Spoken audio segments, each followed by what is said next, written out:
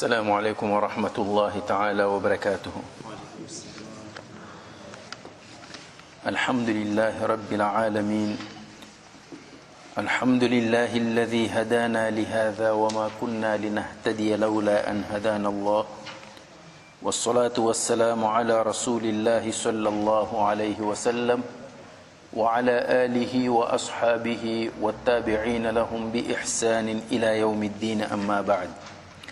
Respeitados irmãos, no nosso programa de tafsir, ainda no Surat Al-An'am, hoje vamos começar a partir do versículo 46. Pode ser que na aula anterior nós falamos sobre este versículo 46 e o versículo a seguir, o 47, mas por razões que depois iremos explicar, teremos que retomar estes dois versículos. Portanto, hoje iniciamos a partir do versículo 46 do Surat Al-An'am. E precisamente neste versículo, Allah subhanahu wa ta'ala diz: Bismillahirrahmanirrahim. Qul ara'aytum in akhadha Allahu sam'akum wa absarakum وختم على قلوبكم من إله غير الله يأتيكم به انظر كيف نصرف الآيات ثم هم يصدفون. Este versículo, قل أرأيتم, diz, pergunta a eles, ó Muhammad, já viram, إن أخذ الله سمعكم, se Allah tomar de vós a vossa audição, wa absarakum, a vossa visão, wa khatama ala qulubikum, e selar os vossos corações, isto é, tornar estes instrumentos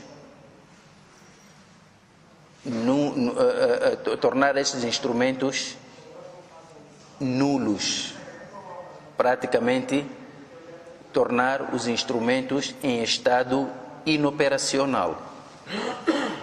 Já viram se isso acontecer? Man ilahun ghayrullahi ya'tikum bih.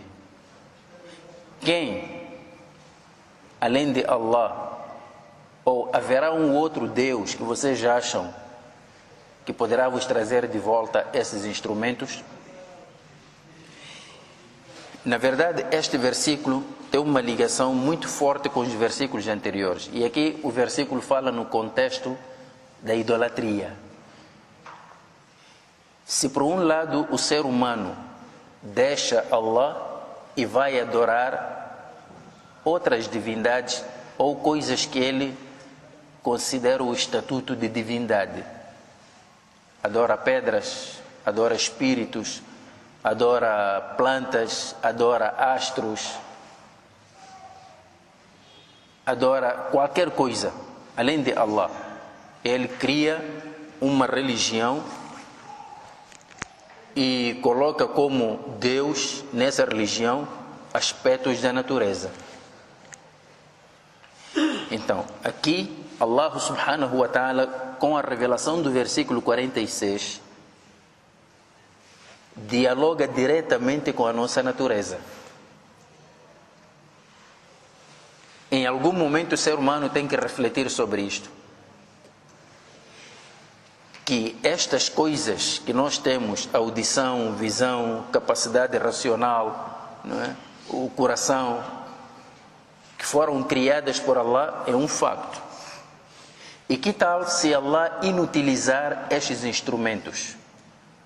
Haverá algum ídolo capaz de trazer isso de volta? Já alguma vez alguém teve problemas de audição e depois diz que foi curado por um Deus, por um ídolo? Foi a uma pedra e a pedra curou-lhe.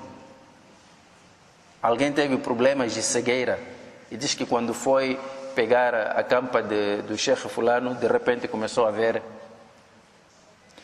Além de Allah, quem mais poderá vos trazer isso de volta? Então, no fundo, as pessoas reconhecem que além de Allah, ninguém tem mais forças para nos trazer isso de volta. Porque estes instrumentos não aparecem ali fabrico Taiwan, fabrico China, fabrico Bélgica. Não. O único criador destes órgãos é Allah. E se Allah inutilizar estes órgãos, quem mais pode fazer funcionar? Só Allah que pode fazer funcionar. No fundo, o ser humano reconhece isto, embora tente contornar essa realidade cá no exterior, por mais que ele tente contornar isso.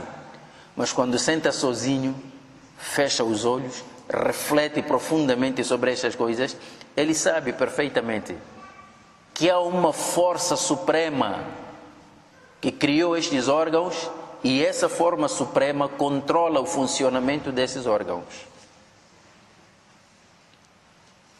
Então, por esta razão, o versículo termina dizendo: Unzur, veja, kayfa nusarrifu al-ayat, veja a forma como nós elucidamos os versículos, a forma como nós elucidamos os nossos sinais para eles, apesar de reconhecerem. Mas no final o que eles fazem? Thumma hum yasdifun. No final eles yasdifun. O que é suduf?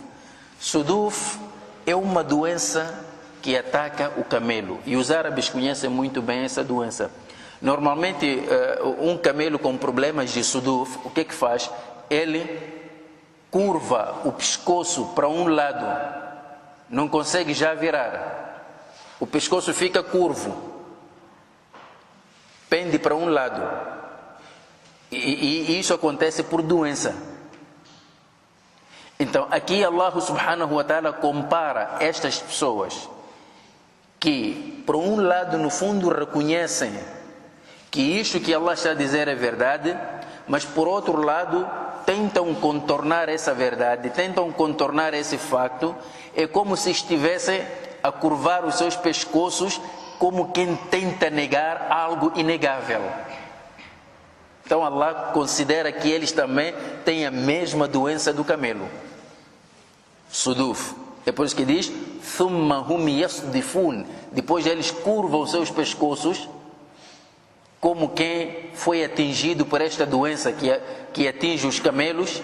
Ele está a tentar curvar, mas quer dizer, o pescoço, está a tentar contorcer o pescoço, mas é um exercício inútil que ele faz, porque no fundo ele reconhece. É por esta razão, estimados irmãos, até o incrédulo mais ferrenho, que diz que Deus não existe, em algum momento, no fundo do seu coração, ele sabe que Allah existe.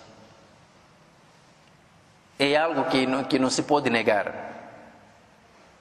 Então, o que é que Allah quer nos dizer aqui? Que Allah tem poder absoluto de tudo que acontece no universo. Por que que quando certas coisas acontecem na vida das criaturas, os chamados deuses já não estão lá para resolver? Quer dizer, eles só são adorados sem terem feito nada. Mas Allah subhanahu wa ta'ala leva-nos já para um outro extremo e diz: Qul ara'aytakum in atakum azabullahi baghtatan aw jahratan hal yuhlaku illa alqawmu adh-dhalimun. Qul ara'aytakum, já viram? In atakum azabullah, se vos chegar o castigo de Allah, baghtatan, repentinamente, aw jahratan, ou de dia. Mas quem é que consegue fugir do decreto de Allah? Quem é que consegue fugir? Mesmo que venha de noite, mesmo que venha repentinamente, mesmo que venha de dia. Vou dar um exemplo. Os serviços meteorológicos podem nos avisar de que um ciclone vai ocorrer. Pode. Até que em algum momento podem acertar o momento exato da ocorrência deste ciclone. Mas conseguem travar Dizer que, olha, nós estamos a prever que um ciclone vai se abater contra a costa moçambicana. E é um ciclone muito forte. Movimenta-se a 200, 300 quilômetros por hora. Está a chegar. A única coisa que os serviços meteorológicos podem nos dizer é: procurem lugares seguros. Só. Agora, dizer que, olha, não se preocupem, os serviços meteorológicos já tomaram medidas e vão travar. Conseguem fazer isso? Agora, se um simples ciclone, o mundo não consegue travar, vai travar o castigo de Allah? Não vai. Então, se ninguém consegue travar o castigo de Allah, então, quem é que deve se precaver ainda? São os iníquos, aqueles que desmentem a mensagem de Allah, porque quando o castigo chegar, eles não vão escapar. Então, se vocês sabem que não tem escapatória contra o castigo de Allah, o melhor não era precaver-se, tentar cumprir. Então, não adianta desmentir. Então, mais adiante, o versículo 49, ou 48, vai nos explicar a natureza do mensageiro e da mensagem. Porque é uma outra confusão que os árabes faziam. No passado, um profeta, em árabe, Nabi, não é? Nubuwa é a profecia.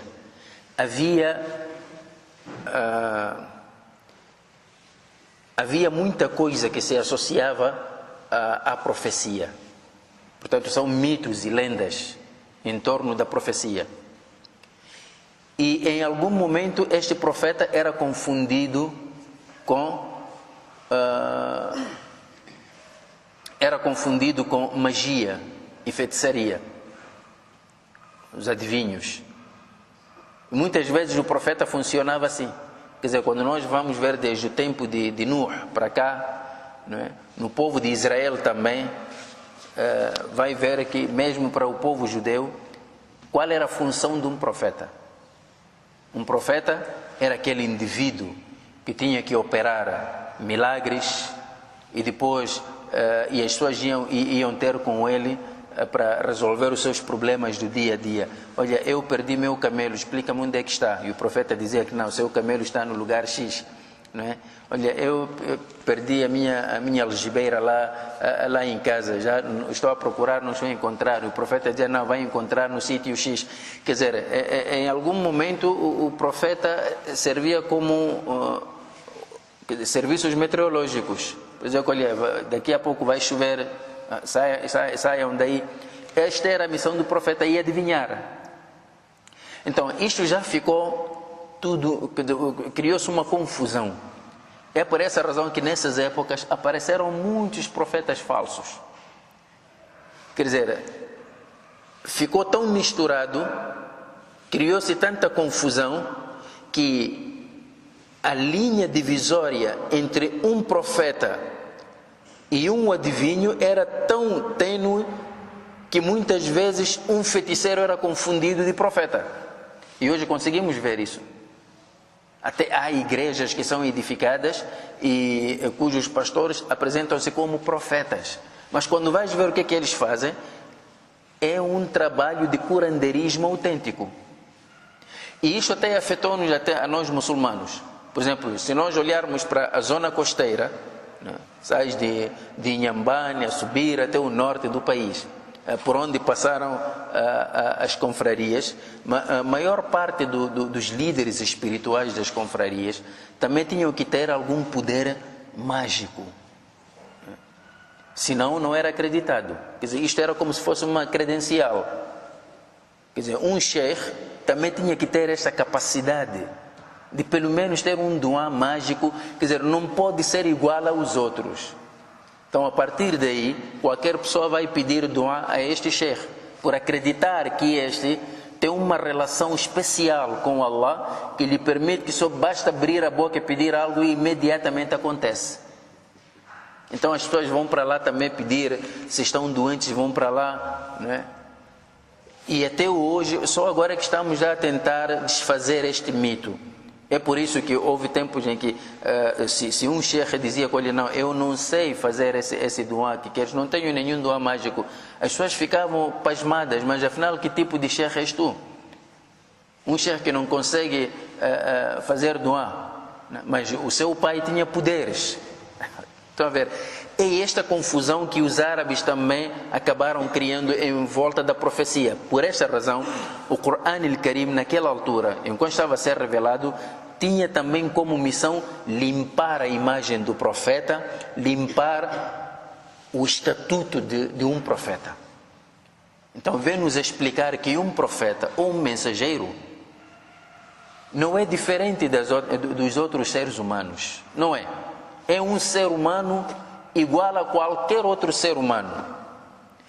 Tem todos os ingredientes que qualquer ser humano tem, as mesmas necessidades, as mesmas ansiedades, não é? E as mesmas preocupações.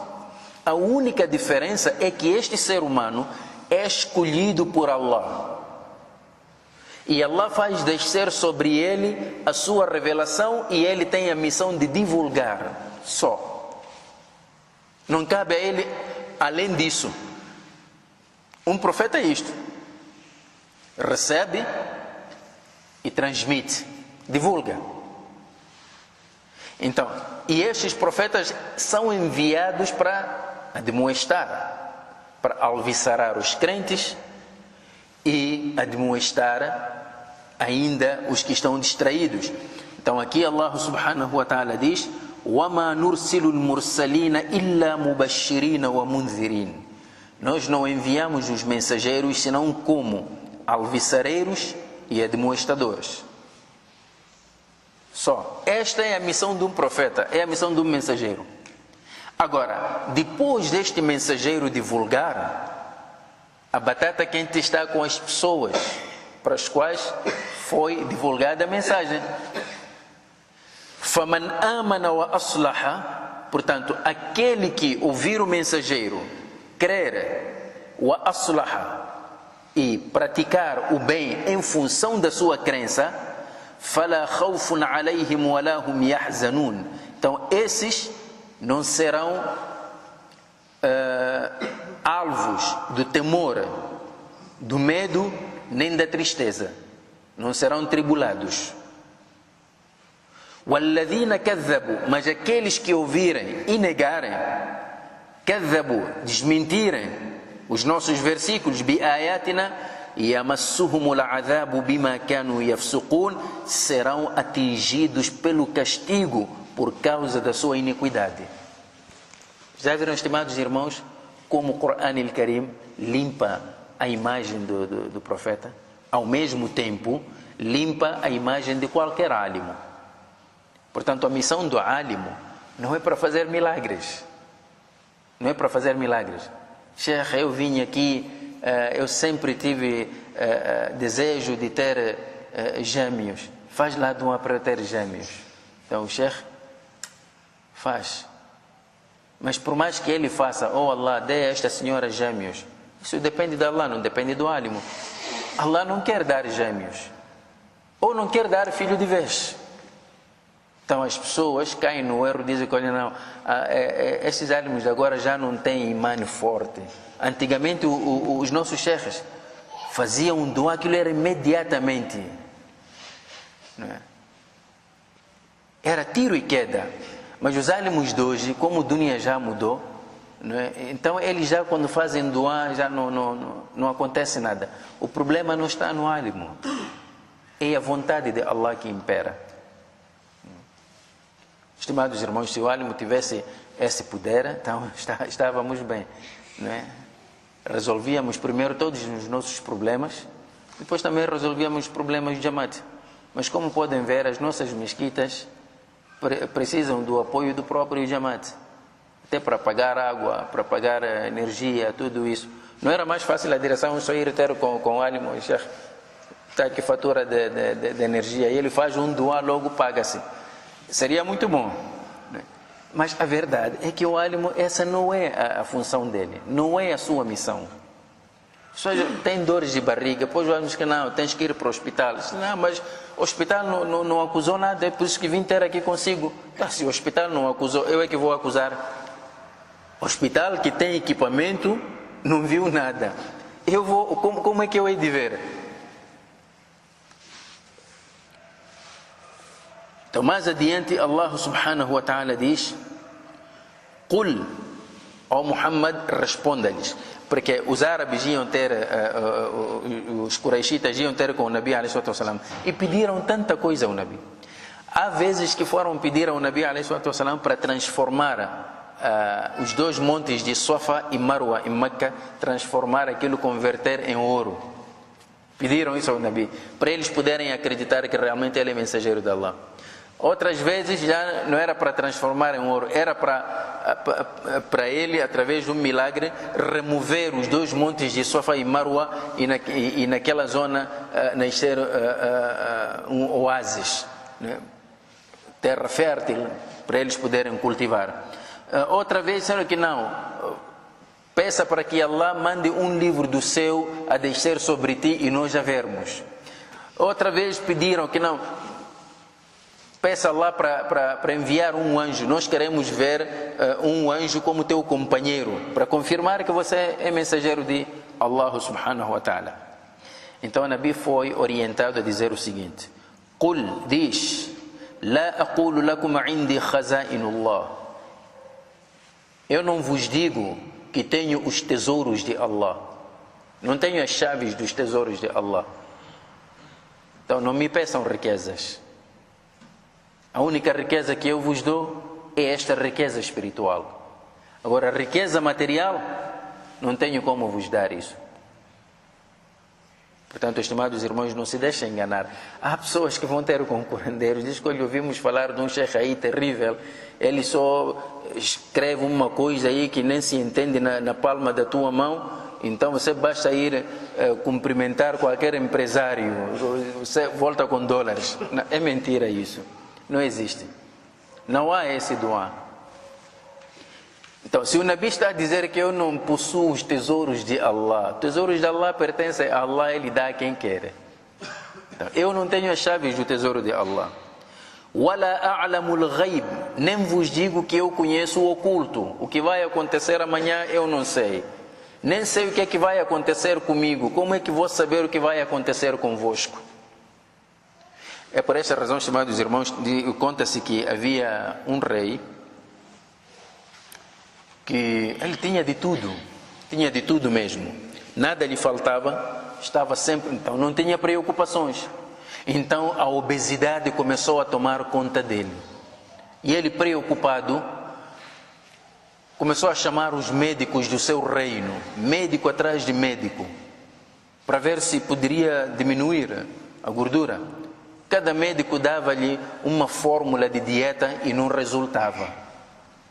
E ele, incomodado com aquela situação, começou já a fazer o seguinte: qualquer médico que não conseguia lhe curar, então tinha que ir preso.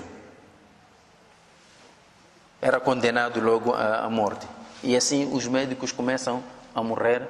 Mas um senhor que nem sequer era médico, não era nada, decidiu salvar as pessoas daquele destino terrível. Diz: olha, eu vou lá tentar a minha sorte. Então, olha, mas você, melhores médicos já foram ter com ele e como podes ver, o fim deles foi a morte. Agora, você que nunca foi médico, vai fazer o quê?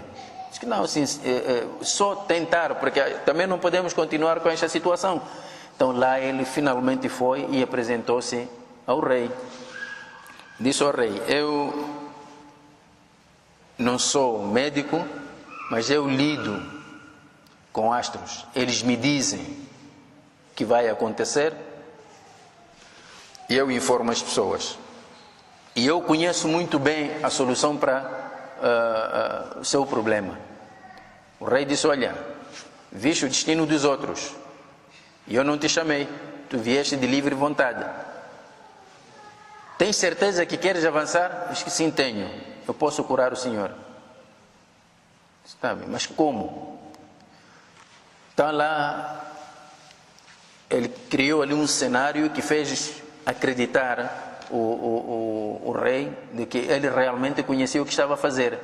E disse: olha, meu rei, eu na minha ciência, quando falo com os astros e tudo mais, então eles informam-me que eu quero saber, e neste momento já me informaram, que o senhor não tem muito tempo de vida. Não tem muito tempo de vida, só tem este mês. No dia tal, às tantas horas, o senhor vai morrer. É tudo o que eu posso lhe dizer. O rei disse: e agora? Disse: pronto, não tenho mais nada. Só que a verdade é isso. O rei então passa só a pensar naquilo. Cada dia que passa está a diminuir. E ele fica mais preocupado e angustiado. E a preocupação, a angústia, faz-lhe perder apetite. Então o tempo está a passar. Primeira semana, segunda semana, terceira semana, já falta uma semana, o rei está agora, já não dorme, não come, está todo ele um palito. Então está à espera, já chegou o dia, é hoje, o último dia. Está a olhar assim para a hora, já está quase, aquele senhor disse às tantas horas, agora faltam só 5 minutos, e agora? Lá ele tinha que se preparar, o rei, olha, não vou ser apanhado de surpresa. Preparou-se, deitou-se, à espera só da hora, ali aproveitou fazer tauba, tudo mais, deu aos pobres, então fica ali só à espera da hora. Até que o ponteiro toca e nada acontece. Passa mais 1 minuto, nada acontece. Mais 2 minutos, nada acontece. Não, aquele senhor estava a brincar comigo, então manda chamar o tal médico. O senhor disse-me que dia tal, às tantas horas, eu ia morrer. Já passa aqui um dia, ainda estou aqui em vida. O senhor estava a gozar comigo? Disse: mas o senhor rei já conseguiu ver no espelho para olhar para a sua forma? Quando olha para o espelho, estava todo ele elegante. A gordura toda foi-se embora. Disse: não estou a perceber, o que é que tu fizeste? Disse: senhor rei, é o seguinte, nem eu sei quando é que vou morrer. Como é que eu ia descobrir o dia que o senhor vai morrer? Só que eu vi que a única coisa que poderia lhe tirar essa gordura era a preocupação, e era isso que eu queria lhe dar. E não tive outra maneira senão dizer: olha, dia tal o senhor vai morrer. Não sei se os nossos hospitais vão adotar esse método também. A preocupação que ele teve. Então, isto tudo para quê? O profeta é dito para dizer isto, que eu não conheço o oculto. Então, como é que nós acreditamos? Vamos aos curandeiros e eles nos dizem coisas e nós acreditamos. Se o próprio profeta, a melhor criatura de Allah, é dito para dizer: Wala a'lamul ghaib, eu não conheço o oculto, mas um curandeiro vem nos dizer: olha, o senhor amanhã vai viajar. Você acredita? Como? Então tudo aquilo é especulação. Pode coincidir, como pode não coincidir também. Às vezes o Shaitã brinca conosco. O curandeiro nos diz uma coisa e coincide com o decreto de Allah e nós pensamos que foi o curandeiro. Então nós temos que nos livrar destas coisas. Wala a'lamul ghaib, wala aqulu lakum inni malak, nem vos digo que eu sou um anjo. Não sou um ser humano. A única coisa que eu tenho, in attabi'u illa ma yuha ilayya, eu somente sigo aquilo que me é revelado, e é isso que eu vos transmito. Agora, qul, diz: hal yastawi al-a'ma wal-basir, são iguais aquele que vê e o cego? São iguais? Claro que não são. Este vê, este não vê. Estimados irmãos, qual é o alcance deste versículo? O alcance deste versículo é que Allah subhanahu wa ta'ala, com a revelação do Coran, estava a anunciar que a humanidade já havia atingido a maturidade. Então, já não precisava mais de milagres para crer. Precisava mais de refletir. Um livro que elucida os corações e as mentes, e mentes abertas que percebem a mensagem contida neste livro, e isso tudo depois transforma a vida dos seres humanos. Isto aqui é a maturidade que o Islã requer de nós. Agora, sermos crianças conduzidas por milagres, quer dizer, perante um milagre você não tem escolha. Tens que acreditar porque estás a ver.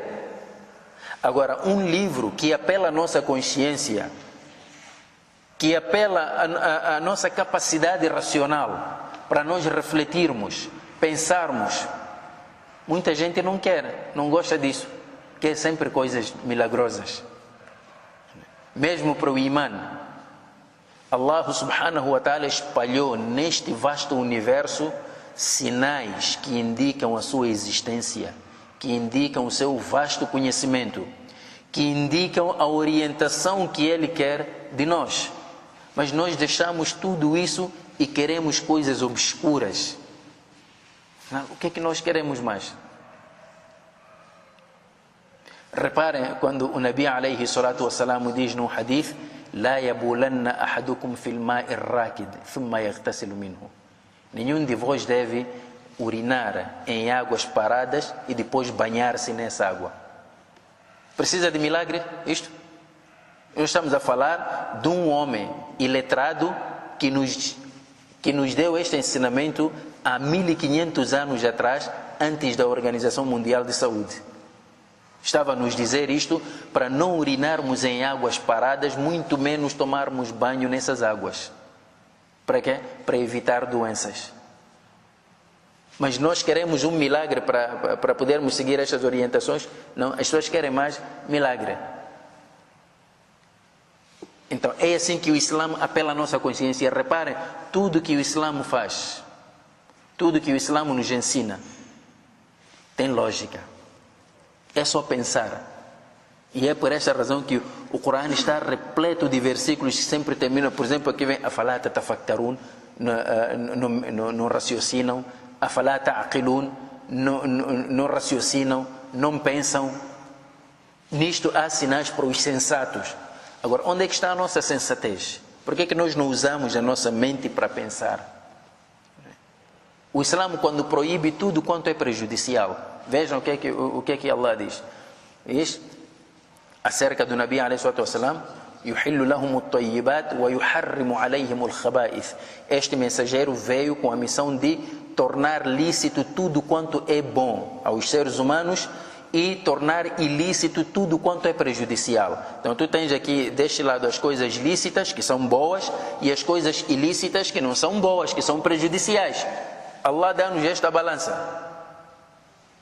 Onde é que você coloca cigarro? Estimados irmãos, Allah deu-nos esta balança, está no Surat Al-A'raf. Yuhillu lahum at-tayyibat. As coisas boas, Allah torna halal. As coisas prejudiciais, torna haram. Cigarro vamos colocar onde? Aí as pessoas dizem que não, cigarro, vamos nessa mesma balança que Allah nos deu. Balança tem 2 pratos, né? Então nós vamos inventar um terceiro prato chamado makruh. Vamos colocar aí cigarro. Está vendo, estimados irmãos? O que é que o ser humano faz? Simples. Tudo que é bom, mesmo que não venha mencionado no Corão, é halal. E tudo que é prejudicial, mesmo que não venha mencionado no Corão, é haram. Com base neste versículo. É assim que o Corão apela à nossa consciência. Mas os que não gostam de pensar, diz, está escrito onde? Que cigarro é haram. Ele quer ver ali mesmo, cigarro haram. Quer dizer, ele precisa de um milagre mesmo para crer.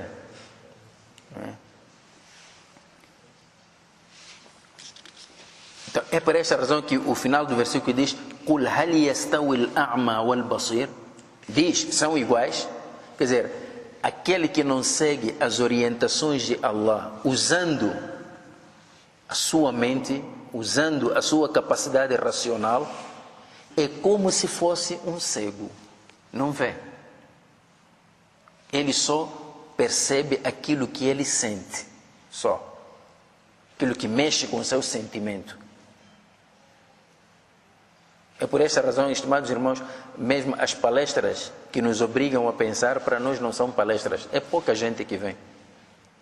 Mas agora aquelas palestras que nos provocam em jazba, que depois morre ali mesmo, a mesquita enche até lá fora. Diz que olha, aquele Maulana, mashallah, um grande Maulana, deu-nos uma palestra ali, eu até chorei. E depois quando choraste, fizeste o quê? Não, deixei as lágrimas ali mesmo, saí, fui-me embora. Então não entendeste nada. É preciso raciocinar. Por isso o versículo termina dizendo: afalá tatafakkarun, não raciocinam, não pensam. Não pensam. Então mais adiante, Allah subhanahu wa ta'ala diz: وأنذر به الذين يخافون أن يحشروا إلى ربهم ليس لهم من دونه ولي ولا شفيع لعلهم يتقون وأنذر به. Este Coran, Nabi alayhi salatu wassalam é ordenado para admoestar com este Coran الذين يخافون, aqueles que temem, أن يحشروا إلى ربهم, aqueles que temem ser ressuscitados por seu Senhor, aqueles que acreditam que um dia vão morrer e depois da morte eles serão ressuscitados por seu Senhor que os irá julgar. Então esses é que se beneficiam com as orientações do Coran. Então estes que têm a fé firme, conhecem o seu Senhor, procuram trilhar os seus caminhos, estes é que se beneficiam.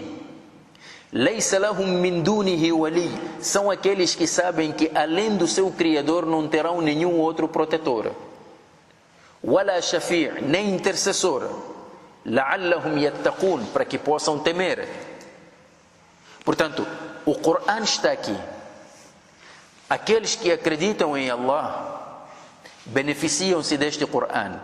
E a forma de se beneficiar do Coran é compreender os seus ensinamentos, é compreender as suas orientações e depois transformar estas orientações numa vida concreta. Beneficiar-se com o Coran não é ler quando estamos a mudar para uma casa nova, não é? Ou porque ouvimos dizer que dentro da nossa casa tem um djinn, então temos que ler o Coran, é nesse momento que abrimos. Ou morre alguém, é quando vamos pegar o Coran para ler e dividimos aquilo em 30 juzos, 30 capítulos, e depois cada capítulo tem seu preço. Não sei quanto é que está o câmbio agora do Khitmatul Quran. Não sei se já passou os 10 meticais, com esta crise pode ser que já subiu. E as pessoas sabem que lá naquela casa ali há falecimento, então depois de uma semana, 7 dias ou 10 dias, então vão fazer Khitmatul Quran e pronto, as pessoas vão lá, fazem dua, depois ali saem com dinheiro, dizem, mashallah, já fizemos dua para aquela pessoa. Não. Beneficiar-se com o Quran é compreender a sua mensagem e iluminar a sua própria vida com essa mensagem. É isso que Allah está a dizer, la'allahum yattaqun, para que eles possam temer. Agora você, quando vai ler o Coran para alguém que já morreu e depois recebes, depois dessa recitação recebes algum dinheiro, qual é o taqwa que se cria dentro de si? Não. Cria-se sim a ganância pelo dinheiro, mas o taqwa não. Taqwa é resultado da percepção da mensagem do Coran.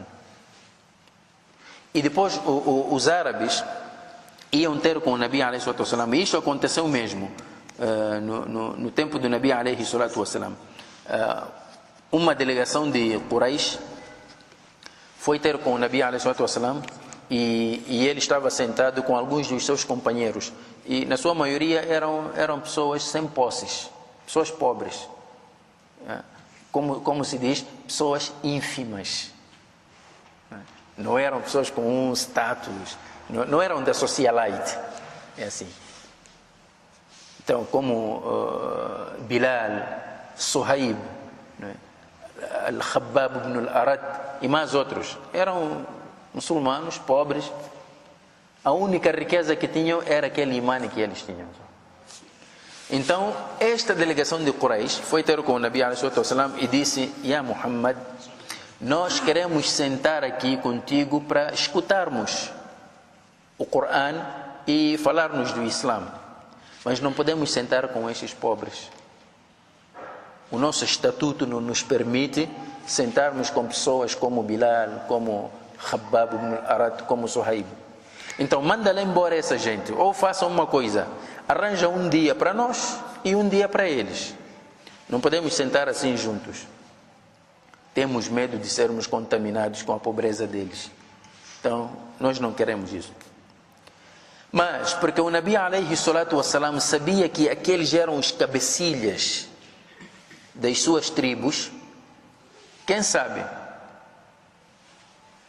talvez aceitar parcialmente essa ideia chamava os outros que estão atrás deles, e isso seria um ganho. Estes já tinham imã, poderiam esperar um pouco, uma estratégia, mas Allah mesmo assim não aceitou essa estratégia. Imediatamente mandou Jibril alayhi salam com este versículo, dizendo-lhe: وَلَا تَطْرُدِ الَّذِينَ يَدْعُونَ رَبَّهُمْ. Não mandes embora, não deves mandar embora aqueles que invocam o seu Senhor, بِالْغَدَاةِ وَالْعَشِيِّ, de manhã e à tarde. Estão em oração. يُرِيدُونَ وَجْهَ. Com essa oração eles não procuram senão o rosto do seu Senhor, procuram agradar o seu Senhor. Não mandes embora eles. ما عليك من حسابهم من شيء وما من حسابك عليهم من شيء. Isto é, ما عليك من حسابهم من شيء. A condição deles, se eles são pobres, a condição de pobreza em que eles se encontram, tu não serás questionado nem interrogado sobre isso. Não és responsável. Da mesma forma, وَمَا مِنْ حِسَابِكَ عَلَيْهِمْ مِنْ شَيْءٍ, a tua condição também não é responsabilidade deles. Se tu és rico ou pobre, eles não são responsáveis. Se eles são ricos ou pobres, tu não és responsável por eles. Portanto, não deves mandá-los embora. Porque se assim o fizeres, fatatrudahum, se assim o fizeres, quer dizer, se você mandar embora essas pessoas, fatakuna min al-zalimin, contar-te-ás entre os injustos. Estimados irmãos, voltemos para este versículo. O que a delegação de Quraysh queria? E a resposta que Allah dá ao Nabi alayhi salatu wassalam, o que nos traz? Quraysh queria apresentar a questão do imã ligado a questões materiais. Ligado a questões materiais. Quer dizer, se você é da socialite, tens um estatuto especial na sociedade, não é? És um grande empresário, então aí sim você pode ter imã e as pessoas podem aceitar esse imã. Quer dizer, eles começam a ver assim: fulano tem imã pelo estatuto material que ele tem, o perfil material que ele tem. Fulano é pobre, não tem nada, logo também não tem imã, então não merece dignidade. Estimados irmãos, estas doenças que o Islã naquela altura estava a combater, hoje temos ou não temos? Temos ainda. É só olhar a maneira como se dá salam a um rico. Um salamo bem recheado, caprichado. Assalamu alaikum. É um rico esse. E veja a maneira como se dá salam a um pobre. Salam, já passou.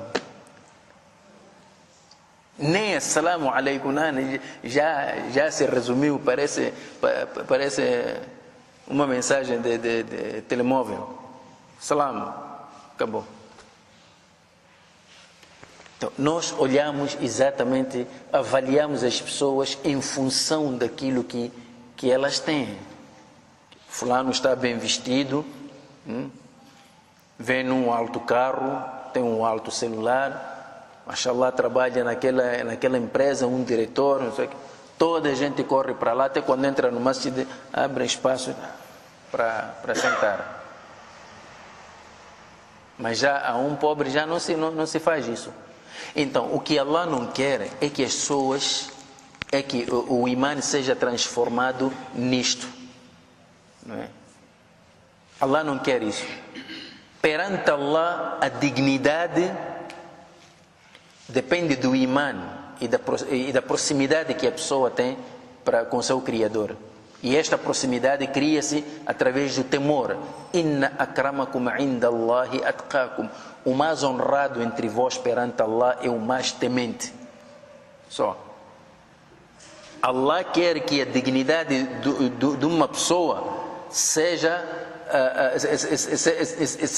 isto, uma reflexão daquilo que é o seu imã e o seu comportamento.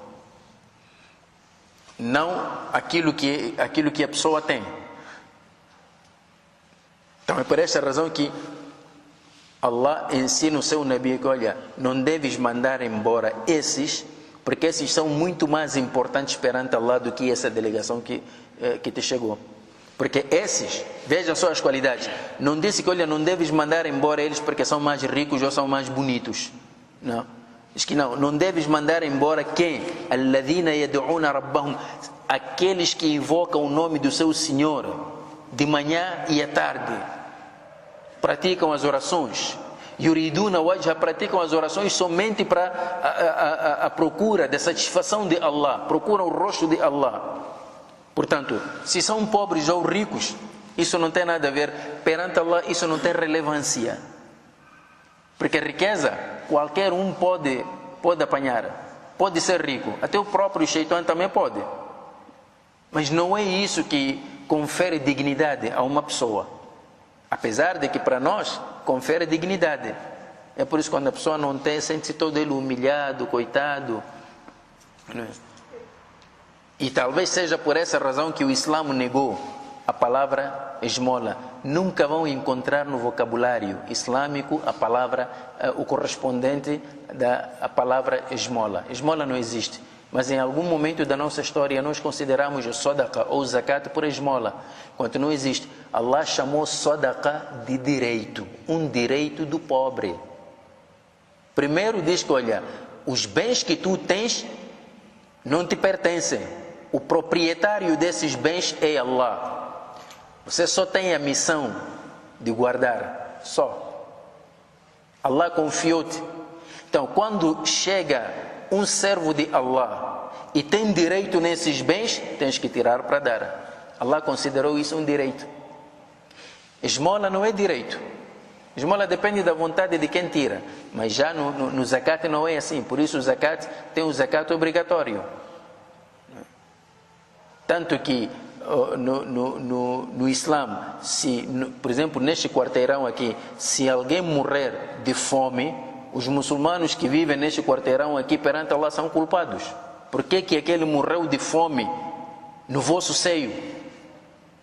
Quando vocês sabiam que nos vossos bens há direito dos necessitados. Já viram, estimados irmãos? Então aqui o Nabi ﷺ foi orientado para não devolver, não mandar embora aqueles simplesmente porque eram pobres. Se os outros queriam imã, deveriam ser humildes. E uma pessoa que vem e diz que, olha, eu, pelo meu estatuto, eu quero aprender o Islã, mas não quero sentar aí para aprender. Venha para a minha casa me ensinar, porque, olha, sou grande empresário, eu não posso sentar aí para aprender. Este não está à procura de conhecimento, não está à procura de imã. Este, porque não tem humildade. Este é um arrogante. E um arrogante você não pode rebaixar o dini de Allah diante de um arrogante. Não pode. وَكَذَلِكَ فَتَنَّا بَعْضَهُمْ بِبَعْضٍ. Por que Allah fez assim, ricos e pobres? Esta coisa de riqueza e pobreza é um teste de Allah. Allah testa o rico através do pobre e testa o pobre através do rico. وَكَذَلِكَ فَتَنَّا بَعْضَهُمْ بِبَعْضٍ لِيَقُولُوا, para que os ricos dissessem: أَهَؤُلَاءِ مَنَّ اللَّهُ عَلَيْهِمْ مِنْ بَيْنِنَا. Aqueles com a pobreza deles, será que Allah subhanahu wa ta'ala agraciou a eles em detrimento, quer dizer, além de nós? Porque o rico normalmente olha as coisas neste prisma.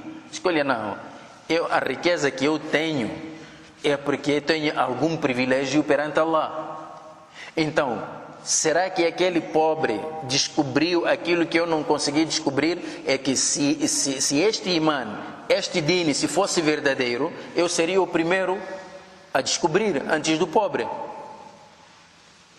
Então, mas Allah subhanahu wa ta'ala responde, diz: Alaysa Allahu bi'a'lama bishakirin? Acaso não é Allah quem conhece quem são os agradecidos? Então a questão é de agradecimento. Allah conhece os corações. Allah dá a um servo, por mais pobre que seja, mas porque sabe que ele tem um coração agradecido, então dá a ele os seus favores. E porque sabe que este é arrogante, priva-lhe. Por essa razão, Imam Shafi'i dizia que Allah dá a riqueza a quem ele gosta e a quem ele não gosta. Dá a todos. Portanto, riqueza não é sinônimo da escolha de Allah, não é sinônimo do amor de Allah. Mas a questão do imã e a compreensão no din, Allah só dá a quem ele gosta, aquele que ele sabe que este merece, porque é uma pessoa grata. وَإِذَا جَاءَكَ الَّذِينَ يُؤْمِنُونَ بِآيَاتِنَا, e quando te chegarem aqueles que acreditam nos nossos versículos, aqueles que acreditam nos nossos sinais, nos nossos desígnios, فَقُلْ سَلَامٌ عَلَيْكُمْ, diga-lhes que a paz esteja convosco. É por isso que o Nabi alayhi salatu wassalam, quando visse os pobres crentes, reparem, estimados irmãos, aqui também não vamos cair no erro. Há pessoas que pensam que só o fato de ser pobre, então é boa pessoa. O fato de ser rico é má pessoa. Por isso que as pessoas sempre pensam que confundem pobreza com humildade. Dizem que ele é humilde, é pobre. Não, há pobre que não é humilde. Sabiam disso, estimados irmãos? Há pobres arrogantes. Ele não tem, mas quer fazer um casamento de lorde. Não tem. Mas também gosta, quer aparecer também. Um pobre que você pode dar, olha, este meu irmão não tem nem camisa. Você tem lá em casa uma camisa bonita, vai, oferece. Os caras, só isto, só. Vou fazer o que com isto? Esse é pobre, arrogante. Convida ele para um walima, vai, almoça tudo. Mas aquela comida também não gostei, eu não como aquelas coisas. Eu comes o quê? Eu não como aquelas coisas. Para uma pessoa que passa o dia inteiro sem comer, tem razão, come oxigênio. Então, aqui a questão não é da pobreza, é a humildade do coração. Não é? É por isso que quando o Nabi alayhi salatu wassalam visse estas pessoas agradecidas, mesmo sendo pobres, ele dizia que a paz esteja convosco. Dizia: glorificado seja Allah, aquele que me ordenou a desejar paz a estes pobres. Kataba rabbukum ala nafsihi rahma, o vosso Senhor prescreveu para si mesmo a misericórdia para com as suas criaturas.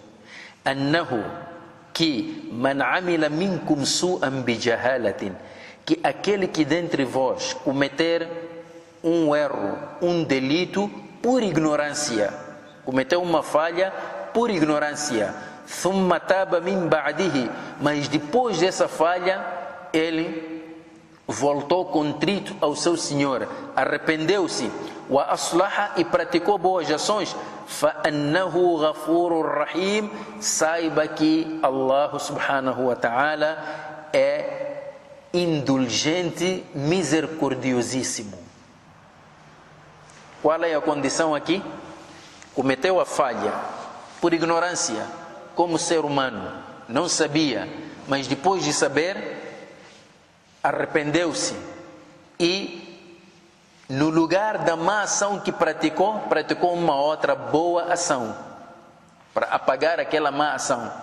Então, Nestas condições, Allah subhanahu wa ta'ala mostra-se indulgente, misericordiosíssimo para com este servo.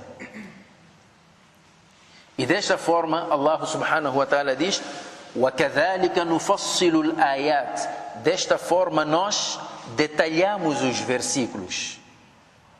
Detalhamos os versículos, elucidamos, explicamos, instruímos as pessoas. Para que finalidade? وَلِتَسْتَبِينَ سَبِيلُ الْمُجْرِمِينَ. Para que o caminho dos criminosos seja conhecido, que este caminho não se deve seguir. Então, se nós queremos orientação, vamos encontrar no Corão essa orientação. O caminho do bem, vamos encontrar aqui. O caminho do mal, vamos encontrar aqui.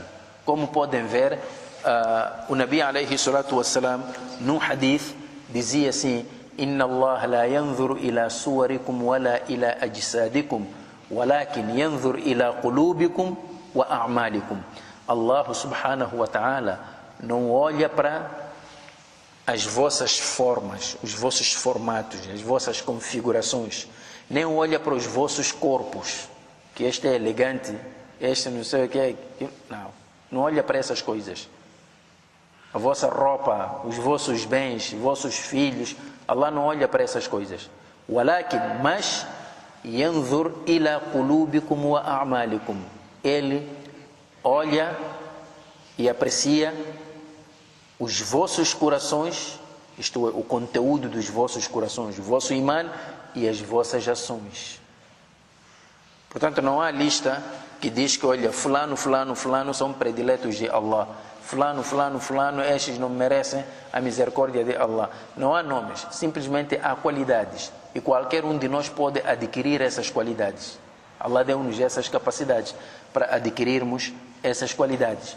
Portanto, é assim que o Islã nos ensina, e é assim que o Corão al-Karim também nos ensina, que a dignidade de um crente reside no seu imã e no seu comportamento, não na sua forma de vestir, na elegância do seu corpo ou nos bens que possui. Essas coisas não podem interferir nas questões de imã. Não podem interferir. Às vezes você pode encontrar uma pessoa mal vestida, talvez nem sequer sabe articular bem o português, mas tem cá um conhecimento e uma humildade que perante Allah ele tem maior dignidade do que aquele que é sobrinho de Camões. Não fala como mesmo Camões, mas em termos de coração não tem absolutamente nada. A humildade é fundamental. E nós, seres humanos, quando marcamos uma pessoa, marcamos. Nós marcamos que, olha, eu não devo gostar deste. Então, se ele pratica o mal, não gosto dele. Se pratica o bem, não gosto dele. Então, o problema não está no comportamento da pessoa, o problema está na pessoa. Eu marquei. E às vezes nós marcamos assim, que este fulano não merece. Não merece. Este só tem que andar de bicicleta, só. Na melhor das hipóteses, tem que andar a pé. Porque este não merece. Então, de repente, como Allah é quem dá, amanhã você vai ver esta pessoa, Allah concedeu-lhe um outro meio de locomoção, muito sofisticado. As pessoas ficam zangadas. Aquele o que é que pensa que é? Já esqueceu de onde vem? Você que deu a ele. Allah é que dá. Não é? Allah é que dá. Nós começamos a zangar. Aquele fulano não presta, aquele só faz. Você sabe como é que ele chegou ali?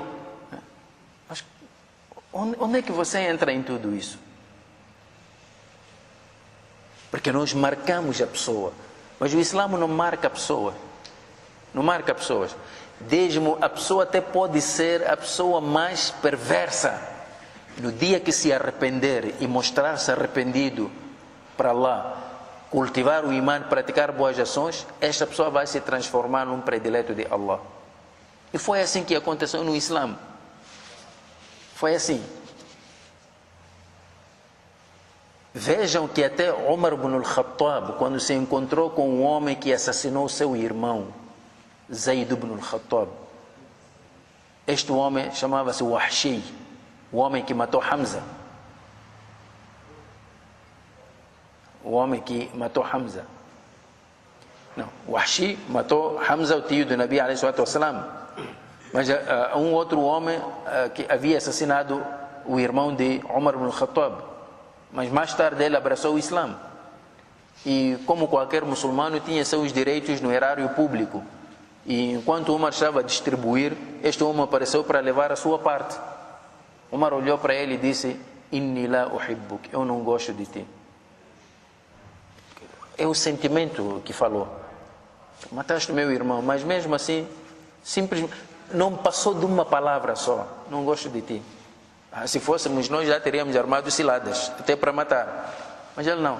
Então ele simplesmente procurou saber: Ya Amir al-Mu'minin, hal bughduka li ayamna'uni bughduka li haqqi? Quer dizer, o fato de você não gostar de mim, isso vai me impedir de usufruir dos meus direitos? Omar disse que não. Os teus direitos estão salvaguardados.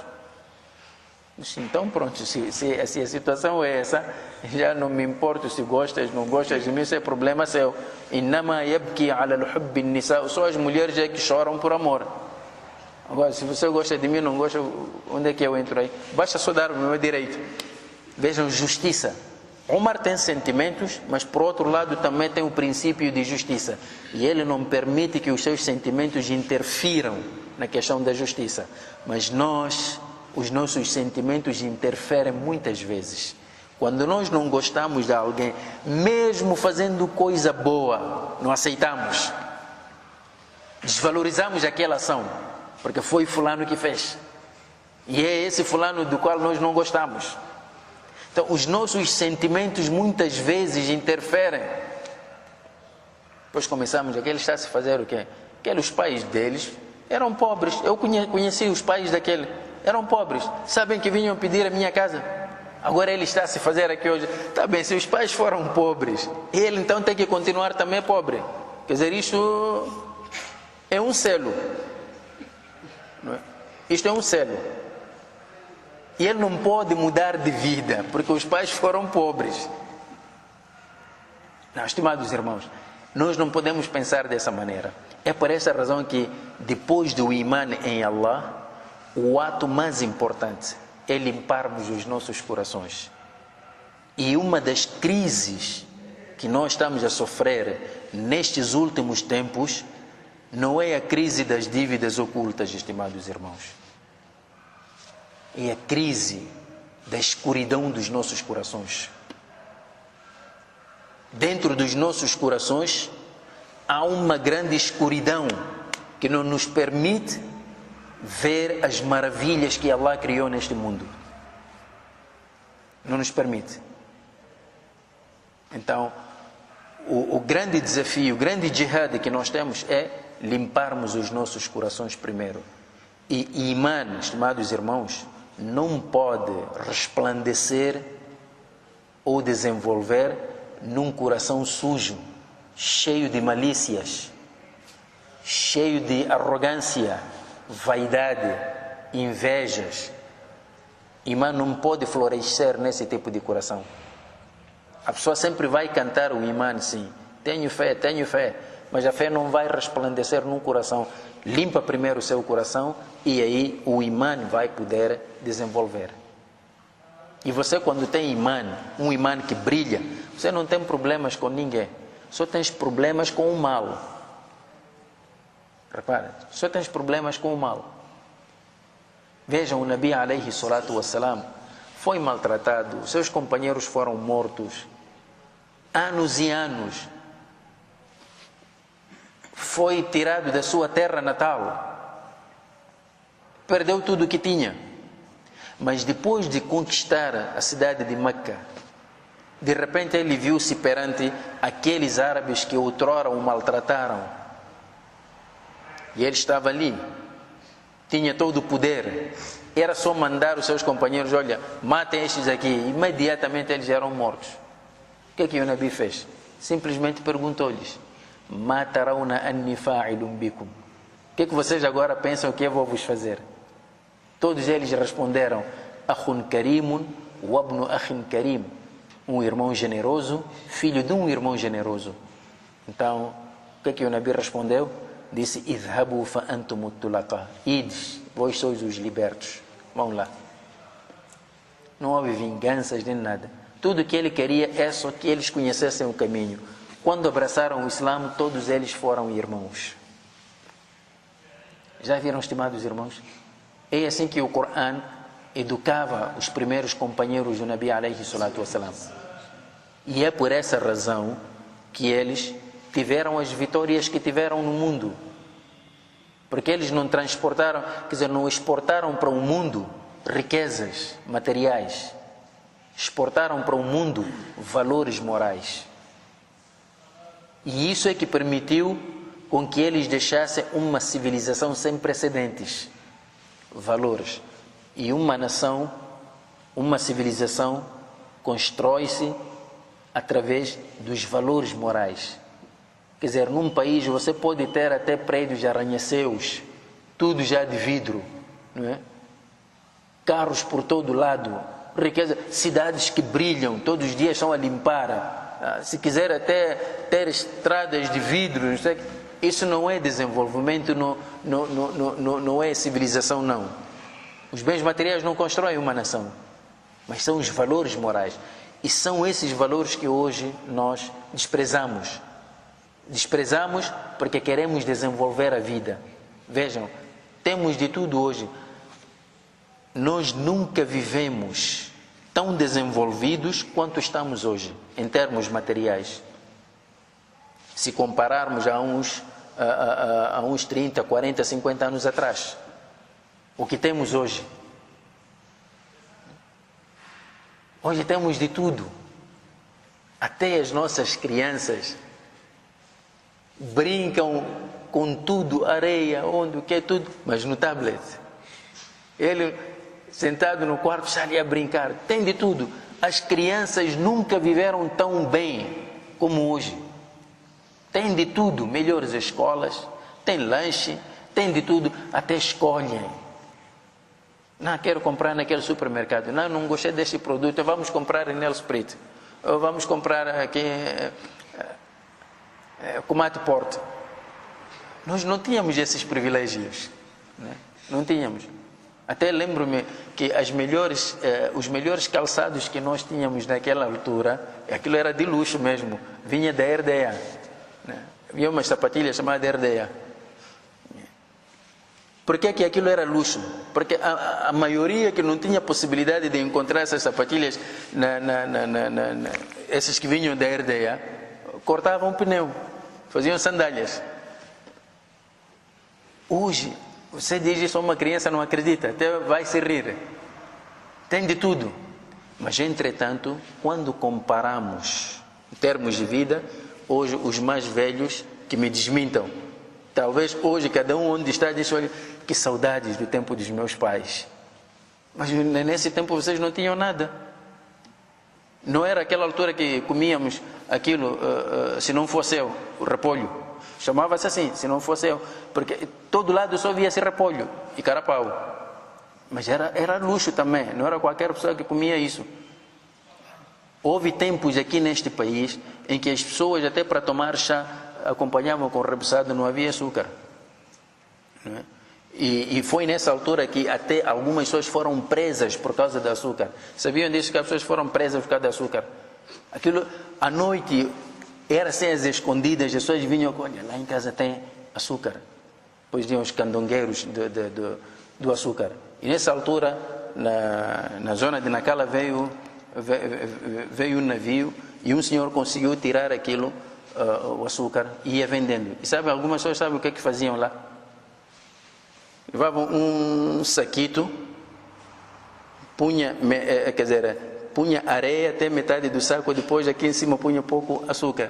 Iam vender assim. Ali não havia tempo para abrir, para ver se até lá embaixo era açúcar. Então um dos imãs de uma mesquita lá comprou aquilo e disse à mulher: olha, alhamdulillah, conseguimos açúcar. Chega lá em casa, então, quando tira o açúcar, afinal lá embaixo era só areia. Açúcar só estava em cima.